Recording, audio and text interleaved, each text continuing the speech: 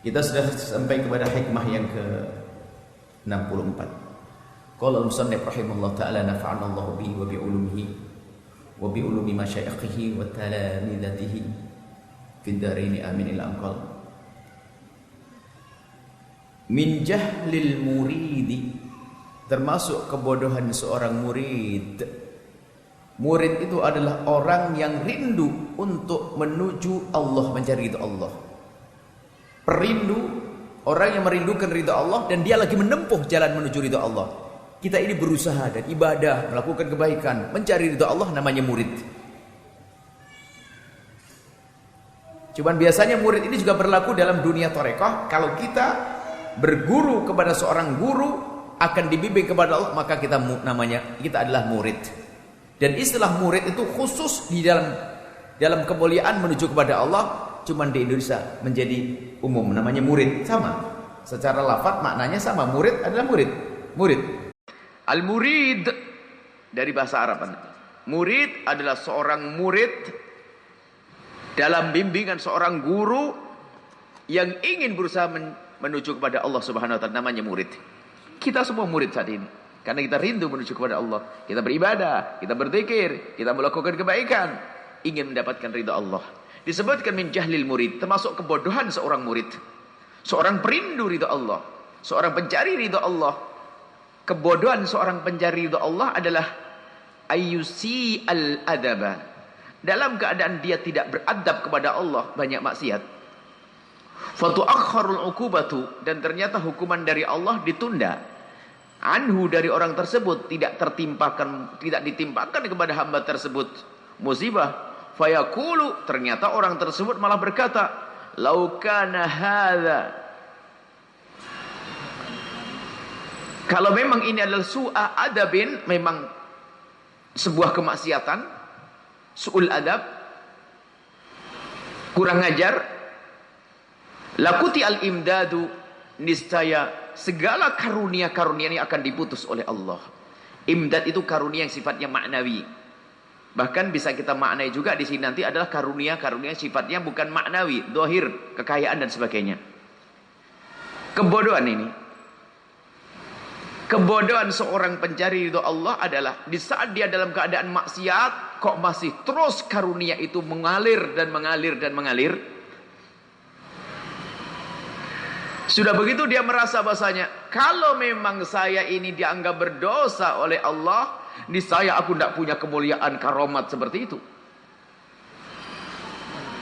Maka kebodohan dia itu. Wa ujabal ibad. Dan kalau memang yang aku lakukan ini memang salah, kalau memang aku orang jelek, niscaya aku akan jauh daripada kemuliaan-kemuliaan yang aku dapat saat ini. Jadi begini, ini adalah teguran untuk kita semuanya agar waspada. Secara maknawi begini, jika ada seseorang yang ternyata dia diberi oleh Allah dengan bermacam karamat, mulai dari doanya dikabul, banyak kemudahan yang Allah berikan kepada dia, akan tapi sementara di sisi lain dia adalah bermaksiat, hati-hati. Atau zahir, diberi kekayaan, melimpah, kemudahan, tapi dia kok bermaksiat. Kemudian setelah itu dia nggak sadar, malah berkata begini, memang saya ini sudah orang benar, ahli surga, orang mulia. Kalau memang saya orang jelek, nggak mungkin saya mendapatkan kayak begini nih. Sombong dia. Waspada, di antara kita seperti itu nggak sadar. Yang menempatkan dirinya di makom kemuliaan sebagai seorang syekh, guru, dikeramatkan oleh muridnya, dikagumi oleh muridnya, diyakini kalau punya karamah, dan bahkan mungkin keluar sesuatu yang luar biasa terjadi pada dirinya, sementara dia dalam kemaksiatan. Maka sungguh tertipu dia dan sungguh bodoh dia. Kalaupun demikian dia masih merasa dia adalah waliullah, dia punya karamah, tapi dia maksiat. Sudah begitu berkata, kalau memang saya orang jelek, gak mungkin aku punya karamah. Maka dia orang yang paling bodoh. Sementara para kekasih Allah, lihat, para kekasih Allah, para wali-wali yang sesungguhnya, di saat diberi oleh Allah karamah, karamah itu macam-macam. Apakah selama ini karomah kita dengar bisa melipat bumi berjalan dengan cepat atau macam-macam sesuatu yang luar biasa. Kalau ada para kekasih Allah, waliullah, saat itu ditampakkan padanya karamah sesuatu yang mulia, mereka menangis. Langsung koreksi ke dalam dirinya, aku banyak dosa kok aku punya kemuliaan semacam ini. Apakah aku pantas nangis ya Allah? Apakah ini ujian atau karamat yang sesungguhnya? Coba. Kekasih Allah, dia dalam keadaan mendapatkan karamah, menangis dia, takut karena dia merasa tidak pantas mendapatkan itu semuanya. Tiba-tiba mengatakan begini jadi, ini jadi, semuanya kok jadi. Pergi ke Mekah bisa melipat bumi. Satu sisi seolah-olah itu adalah sebuah kemuliaan, tapi bagi seorang waliullah adalah beban. Dan dia selalu koreksi, apakah aku pantas diberi oleh Allah semacam ini? Apakah aku pantas diberi Allah kemuliaan semacam ini? Padahal dia orang mulia. Sehingga para kekasih Allah itu menyembunyikan karamahnya yang Allah berikan kepada wali tersebut. Begitu malu kalau diketahui oleh seseorang, seperti seorang wanita menyembunyikan darah haidnya. Sekarang orang ngaku keramat, wah karamah saya, ahli maksiat dia, nggak benar. Sudah begitu merasa bahwasanya dia adalah kekasih Allah. Naudzubillah. Ini dalam dunia perwalian. Tapi selain itu pun juga bisa terjadi. Di antara adalah manusia diberi oleh Allah kekayaan, melimpah ruah, kekayaan melimpah ruah. Akan tapi dia dalam keadaan maksiat. Ya, maksiat. Awas, hati-hati. Jika kita bermaksiat kok oleh Allah masih diberi terus istidraj. Tanda itu adalah akan dilemparkan neraka paling dalam, biar semakin berat bebannya, sehingga kalau melempar bisa jauh-jauh. Jadi ada orang yang diberi oleh Allah banyak karunia, tapi sisi lain dia maksiat. Lalu dia berkata, kalau memang aku ini orang yang nggak benar, ngapain dikasih rezeki oleh Allah? Terlena dia dengan kemaksiatannya, tidak sadar dia. Bahkan dia merasa memang aku adalah orang yang dimuliakan Allah, sementara dia ahli maksiat. Maka ada kemunafikan tersembunyi. Apakah tadi yang menempatkan dirinya dalam dunia tarbiyah seorang syekh tidak koreksi diri? Mari kita semua koreksi diri kita. Di saat Allah memberikan karamah kepada kita,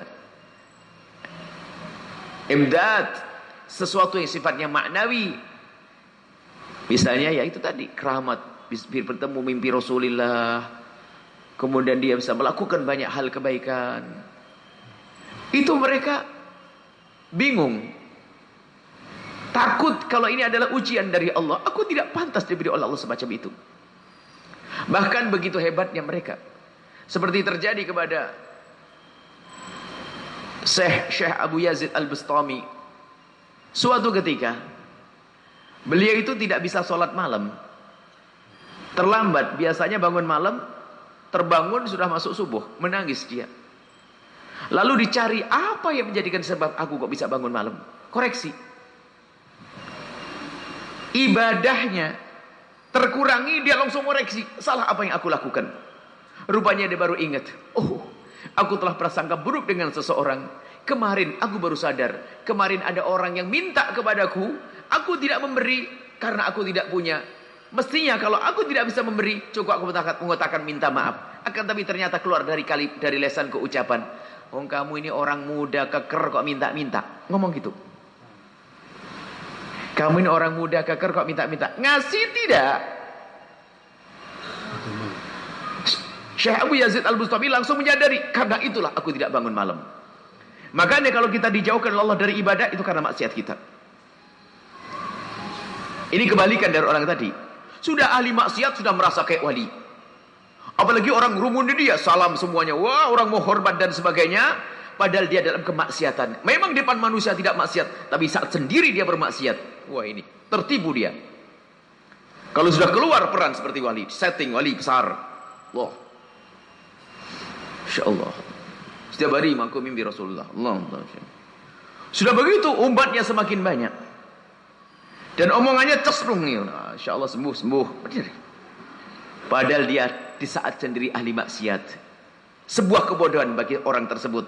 Kalau dia sudah maksiat, ternyata diberi oleh Allah dengan bermacam-macam karunia, kok lalu berkata, Kalau memang aku bukan wali, kenapa? Kalau aku bukan orang soleh, kenapa aku diberi semacam ini? Jadi dia tidak sadar akan kemaksiatannya. Ini musibah besar bagi kita. Kemudian disebutkan sini, faqad yuqta'ul madadu anhu min haitsu la yash'ur. Hati-hati. Jika kita bermaksiat, maka ketahuilah itu menjadikan sebab nur diputus, madad diputus. Sesuatu yang sifatnya maknawi akan diputus oleh Allah tanpa kita sadari. Dengan su'ul adab kepada Allah.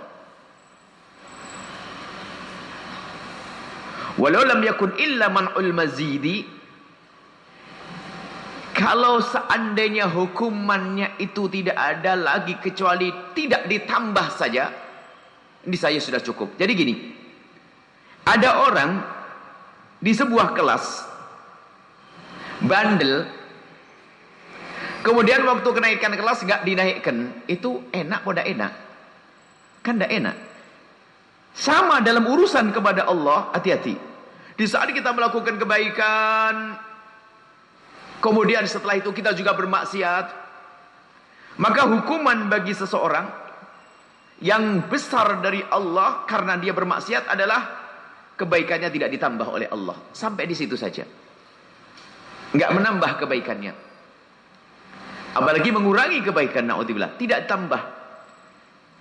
Termasuk hukuman dari Allah yang hampir tidak dia sadari oleh seseorang adalah di saat Allah tidak merindukanmu untuk berbuat baik. Maka bagi ahli orang mulia, kalau di malam hari tidak dibangunkan oleh Allah, dia merasa bahasanya telah dihukum oleh Allah. Tidak bangun malam sekali, merasa ini hukuman, dia menangis sehari. Kita kalau enak tidur tertawa kita. Kalau kita nggak bangun semalam, berkata alhamdulillah enak tidur kita. Kan begitu. Tapi para kekasih Allah, kalau semalam saja mereka tidak bangun melakukan sholat, pagi harinya menangis. Dia meminta ampun istighfarnya kepada Allah banyak-banyak. Kenapa? Dia merasa dihukum oleh Allah. Karena malam itu tidak dibangunkan oleh Allah. Maka hukuman terbesar bagi seorang hamba yang kadang tidak disadari adalah di saat Allah menjadikan kita malas beribadah. Dan ingat, semua kebaikan yang dilakukan seorang hamba itu adalah kebaikan Allah kepada kita. Jadi Allah sayang kepada seorang hamba, maka hamba tersebut dijadikan senang ibadah. Dan di saat Allah tidak sayang, Allah berpaling, tiba-tiba tidak senang beribadah. Ayo koreksi diri kita sendiri. Jangan sampai kita meninggalkan ibadah. Mungkin kita tidak harus sampai derajat orang nangis, paling tidak ada nyesel. Ya Allah, hari ini aku tidak bisa ngaji, biasanya aku datang. Kalau ada penyesalan, itulah halawatul iman, manisnya iman. Mungkin ada di antara kita sudah menemukan rasa, misalnya di saat tidak bisa bangun malam, paginya menyesal sekali. Ada, itu iman, manisnya iman. Nggak sholat duha menyesal sekali. Padahal nggak wajib, iman. Nggak bisa melakukan menyesal, itu iman. Tapi kalau orang nggak ada lagi, imannya kropos, nggak nyesal. Tidak beribadah, tidak menyesal. Tidak sholat malam, nggak menyesal. Lihat. Maka hukuman bagi orang-orang pencari ridho Allah adalah di saat tidak ditambah kebaikan oleh Allah. Nggak ingin menambah kebaikan. Atau termasuk hukuman yang Allah berikan pada seorang hamba adalah di saat dia diputus dari kebaikan. Kalau kita sadar, kenapa? Kalau kita lagi bisnis, biasanya satu bulan kita dapat untung 10 juta. Tak taunya bulan berikutnya minus. Bangkrut kan? Minus. Dia akan menyesal, menangis. Menyesal dia. Oh, bangkrut. Bulan kemarin dapat 10 juta, sekarang 0, nggak dapat apa-apa. Dia bisa menyesal. Paham makna penyesalan di sini ya?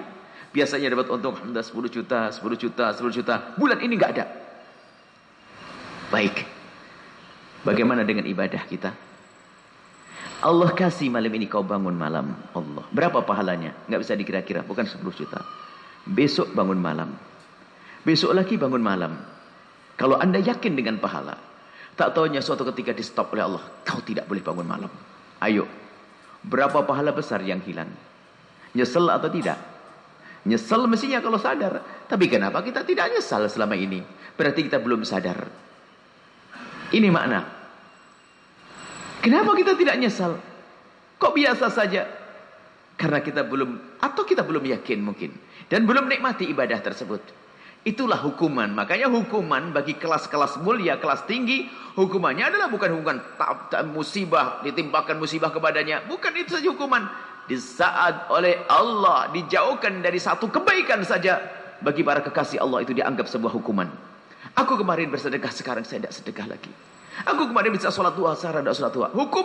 Hukuman terbesar bagi perindu ridha Allah adalah di saat dia dihalangi untuk sampai kepada Allah. Hukuman terbesar bagi seorang pebisnis, nggak boleh dagang, kan gitu. Hukuman terbesar bagi seorang yang lagi haus, dilarang minum. Urusan kita apa? Urusan kepada Allah. Kita mencari ridha Allah. Kita ingin mendapatkan keridhaan Allah, tak taunya oleh Allah dihalangi. Salat susah, ibadah susah. Kalau kita paham, itulah hukuman terbesar. Wa qad yuqamu maqamal bu'di wa huwa la yadri. Ada sebagian orang ternyata telah Allah letakkan di tempat yang jauh dari kemuliaan, tapi dia tidak sadar. Semula dia adalah orang baik, ahli ibadah dan sebagainya. Rupanya dia terpesona dengan jamaahnya, dikagumi dan sebagainya. Akhirnya dia semakin sewenang-wenang, saya melakukan maksiat. Tapi pun dia masih merasa kayak waliullah. Sombongnya keluar, merendahkan orang. Sholat malamnya sudah tinggal khayal saja. Zikir pun sudah enggak lezat. Sebetulnya ini oleh Allah telah dijauhkan ini. Allah tempatkan dia tempat yang jauh dari kemuliaan. Wa dia la yadri, dia tidak tahu. Ada orang semacam itu, naudzubillah. Diberi Allah dihukum, tapi hukuman adalah dijauhkan daripada kemuliaan. Walau lam yakun illa ayyukhalliyaka Allah, walau lam yakun illa ayyukhalliyaka wa ma turidu. Kalau seandainya termasuk hukuman dari Allah adalah, jika Allah ini harus pahami, cuman kadang kita tidak sadar, teman. Termasuk hukuman berat dari Allah, wahai para perindu keridhaan dan kemuliaan, termasuk hukuman besar dari Allah kalau Allah yukhalliyaka, membiarkanmu dengan semua keinginanmu. Mau melakukan kemaksiatan tidak pernah dihalangi oleh Allah. Ingat, tanda hamba yang dicintai oleh Allah adalah seorang hamba yang susah melakukan kemaksiatan biarpun sudah direncanakan. Sudah merencanakan, mau maling, nggak pergi-pergi yang punya rumah. Mau berzina, tabrakan, nggak jadi berzina tuh. Kalau memang orang dipilih oleh Allah, melihat dia akan susah melakukan kemaksiatan biarpun sudah direncanakan sekalipun.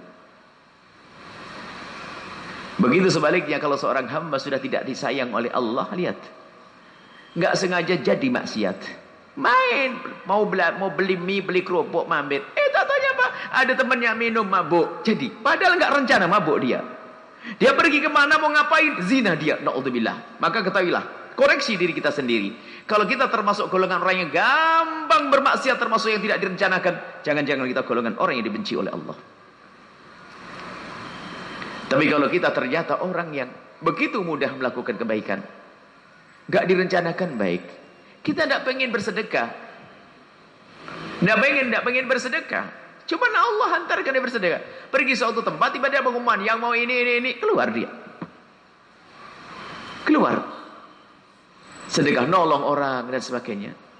Alangkah indahnya. Nah inilah, makanya termasuk hukuman Allah membiarkan engkau dengan segala yang kau inginkan dari kemaksiatan, itu hukuman. Dia maksiat, masih lancar bisnisnya, modal haram lancar. Sampai di hari ini pun ada orang menemukan halawatul iman, manisnya iman. Satu orang mengadu pada kami, dia sudah bangkrut, nyungsep bisnisnya, tapi dengan tetesan air mata. Tapi yang keluar dari mulutnya adalah terima kasih, alhamdulillah Buya. Kenapa? Saya bangkrut. Kalau tidak saya bangkrut, saya akan terlena. Kenapa? Modal saya adalah dari riba. Saya berjaya 10 tahun. Dan saya terlena sekarang dibikin bangkrut oleh Allah. Kalau seandainya saya tidak bangkrut, saya tidak akan sadar kalau riba itu haram. Loh, terima kasih dia kepada Allah. Ada orang dengan ribanya berjaya semuanya, top. Dengan bisnis yang haram jalan semuanya. Apa saja, buka toko sana, jadi perusahaan sana, jadi semuanya. Kayak Korun nanti. Naudzubillah. Maka yuk koreksi diri sendiri. Kalau ternyata kita masih dalam banyak kemaksiatan kok terus dimanja oleh Allah, sebetulnya kita adalah telah diuji dengan ujian yang amat berat. Dengan kemaksiatan, maka kami sampaikan kepada siapapun yang saat ini yang masih menggunakan modal yang haram, ketahuilah niatlah untuk hijrah. Biarpun tidak harus hari ini Anda keluar, mungkin bulan depan, mungkin tahun depan, bahkan mungkin Anda akan terlepas 10 tahun, tapi yang penting niat keluar saat ini. Dan Allah Maha Pengasih. Kalau orang sudah niat hijrah, biarpun belum tuntas, kalau mati dia selamat. Contoh, orang melakukan zina, dikisahkan, melakukan zina setelah berzina, dia menyesal, astagfirullah, baru mau niat pulang, ketabrak mobil, dia mau tobat, dia mau pergi masjid, saya mau istighfar, diampuni oleh Allah. Maka mungkin ada seseorang yang sekarang dalam kubang keharaman riba, tahu-tahu mendengar suara astagfirullah, aku niat hijrah, bismillah, saya akan niati mulai besok, saya akan berusaha mengentaskan diriku dari kubang riba. Bismillah, ngomong sama istriku, aku akan hijrah semuanya. Aku akan hijrah. Kita akan rapikan tangga, saya kembalikan ini semuanya. Baru begitu kok mati, selamat dia. Yang penting ada niat dulu. Yang repot berhujah, repot semuanya haram, semuanya haram. Wah. Begitu mudahnya dengan Allah. Jangan ragu. Siapapun Anda, jika pekerjaan Anda masih haram, ingat Allah Maha Kasih. Niatlah untuk mengentaskan diri dari keharaman tersebut. Jangan sampai kita tergolong orang yang tertipu. Kita masih dengan keharaman, ternyata diberi oleh Allah kelancaran. Ujian berat. Dalam keharaman masih lancar.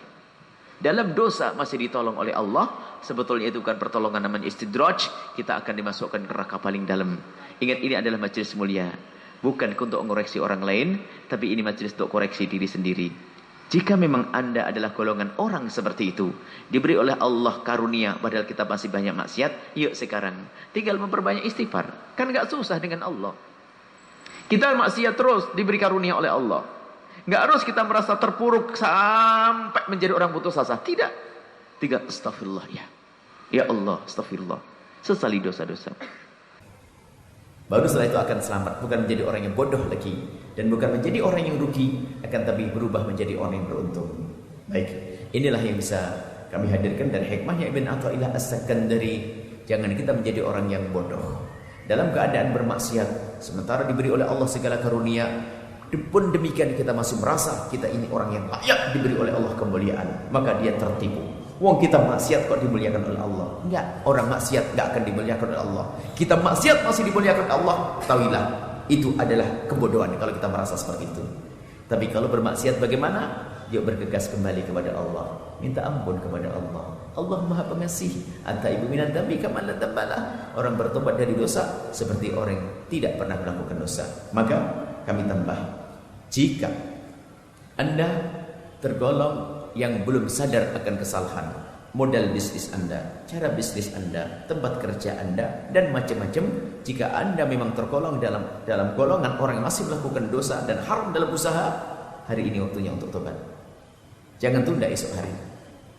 Jangan sampai dengan kejayaan Anda terlena seolah-olah Anda menjadi orang diridhoi oleh Allah. Lalu berkata, kalau mau ini haram beneran, kan gampang Allah untuk menghancurkan saya. Tidak usah ngomong itu. Ini yang pertama, ayo tobat. Yang kedua, jika Anda tergolong orang yang sudah tobat hijrah dari modal yang haram atau yang lainnya, ingat, jangan memandang orang lain dengan pandangan merendahkan. Jangan memandang saudaramu yang masih berada dalam kubang keharaman dengan pandangan merendahkan. Anda tidak tahu apa yang ada di hatinya. Mungkin dia setiap malam menjerit, cuman belum terentaskan dia. Dia menangis setiap malam, tapi belum terangkat dia. Atau bahkan dia sudah mulai berhijrah, cuman Anda tidak tahu. Sebab semua tobatnya tidak dilaporkan kepada Anda. Maka jangan suudzon kepada siapapun. Mungkin Anda melihat dia sering hadir pengajian. Mungkin dia dekat dengan pesantren. Mungkin dia dekat dengan ulama. Ternyata modalnya kok masih riba. Anda jangan suudzon. Mungkin dia sudah menangis setiap malam. Bahkan mungkin dia sudah mulai mengurangi itu semuanya. Dan semuanya perlu proses dan waktu. Jangan suudzon. Jelas? Yang masih dalam kubang kehinaan segera tobat. Jangan nunda esok hari. karena belum tentu esok hari milik Anda. Kalau seandainya Anda besok mati, semoga panjang umur semuanya. Kalau seandainya Anda besok mati kok malam ini Anda sudah ikrar untuk tobat, Anda tidak akan ditanya dengan dosa-dosa itu semuanya. Dan bagi yang sudah tobat, jangan memandang orang lain dengan pandangan merendahkan. Akan tapi kalau benar Anda melihat saudara Anda yang masih dalam kubang keharaman, kehinaan, maka panjatkan doa, mohonlah kepada Allah, semoga Allah memudahkan hamba-hamba tersebut untuk mengentaskan dirinya dari kenistaan dan kehinaan. Itulah akhlaknya orang beriman, itulah hati orang yang beriman. Wallahu a'lam bishawab.